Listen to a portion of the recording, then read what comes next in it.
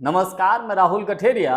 नेता प्रतिपक्ष राहुल गांधी जी ने अभी हाल ही में चुनाव आयोग किस तरीके से वोटों की चोरी करता है इसको लेकर प्रेस कॉन्फ्रेंस की थी। यानी कि राहुल गांधी जी ने जो खुलासा किया उसके बाद मोदी सरकार, पूरी की पूरी भारतीय जनता पार्टी और चुनाव आयोग को जो चेहरा है वो बेनकाब हो गया है। पूरा का पूरा बीजेपी और मोदी सरकार और चुनाव आयोग का सिस्टम जो हिल गया है, बेहद घबराई और डरी हुई है मोदी सरकार। उसके बाद राहुल गांधी जी ने जब प्रेस कॉन्फ्रेंस की उसके बाद उन्होंने एक ट्वीट किया। उस ट्वीट के बाद तो मोदी सरकार और ज्यादा घबरा गई है और ज्यादा डर बैठ गया है।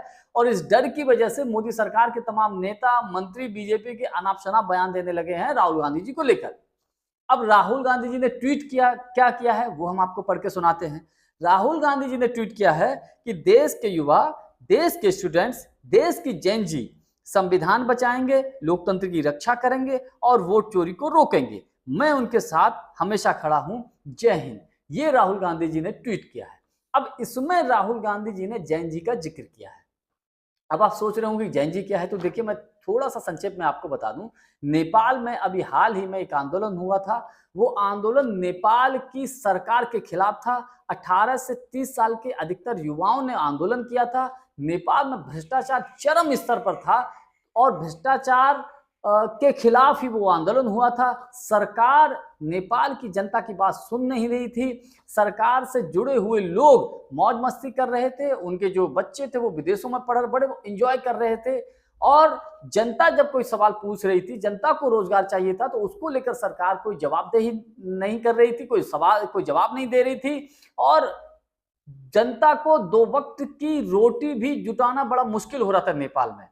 और बाद में जब इसको लेकर जब ये विरोध ज्यादा जोर पकड़ने लगा, सोशल मीडिया पर ट्वीट और कमेंट्स और वीडियोस आने लगे नेपाल की जनता के, तो नेपाल की सरकार ने फिर सोशल मीडिया को ही बैन कर दिया।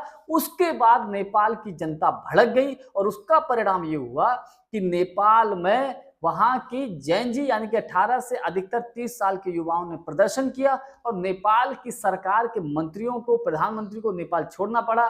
कई लोगों को तो बहुत बुरी स्थिति हो गई, मारा गया, पीटा गया, वहां पर सरकारी इमारतों में आग लगा दी गई। ये नेपाल में घटना हुई। तो एक तरीके से नेपाल में जो आंदोलन हुआ वो हिंसात्मक आंदोलन था, उसमें हिंसा हुई। हमारे देश का कोई भी व्यक्ति नेपाल जैसे आंदोलन का कतई समर्थन नहीं करता। मैं भी नहीं करता हूं कि कभी भी हमारे देश में इस तरीके का आंदोलन हो। नेता प्रतिपक्ष केवल राहुल गांधी जी ने इसमें जैन जी का जिक्र किया है। इससे ही भारतीय जनता पार्टी और भारतीय जनता पार्टी के नेता, मोदी सरकार के मंत्री नेता घबरा गए। और एक नेता है सुब्रत पाठक, जो कि कन्नौज के पूर्व सांसद हैं, इस बार चुनाव हार गए। अखिलेश यादव जी ने बड़े अंतर से उनको हरा दिया है। वो बोल रहे हैं कि अगर भारत में नेपाल जैसी स्थिति होती है, तो अखिलेश यादव और राहुल गांधी के घर फूंक दिए जाएंगे। ये बोल रहे हैं सुब्रत पाठक जी। इनके बयान देखिए। कहीं भी राहुल गांधी ये नहीं बोल रहे हैं कि साहब भारत में भी नेपाल जैसी स्थिति हो। तो देखिए, हमारा देश जो है, देश दुनिया के सबसे बड़े लोकतांत्रिक देशों में से एक है। हम लोग अहिंसात्मक तरीके से आंदोलन के पक्षधर हैं। अगर सरकार से कोई मांग मनवानी है, सरकार से कोई बात मनवानी है, सरकार के खिलाफ कोई बात उठानी है, मुद्दा उठाना है, तो हम लोग प्रदर्शन कर सकते हैं। तो वो तो हमारे देश में छूट है, लेकिन नेपाल जैसी घटना हो इसका कोई पक्षधर नहीं है। दूसरी तरफ मोदी सरकार के एक बड़े नेता है निशिकांत दुबे, वो तो जाने क्या क्या बोल रहे हैं। वो ये बोल रहे कि साहब जैन जी का जो आंदोलन हुआ था वो परिवारवाद के खिलाफ होता है और आरोप लगा रहे हैं कि यहाँ तो बहुत बड़ा परिवारवाद है।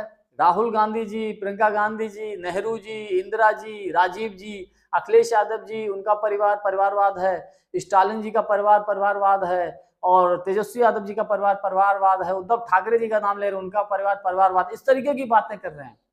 लेकिन जानकारी के लिए मैं आपको बता दूं, भारतीय जनता पार्टी और मोदी सरकार, तमाम देश के लोगों को मैं बताऊं, नेपाल में जो आंदोलन हुआ वो भ्रष्टाचार के खिलाफ था।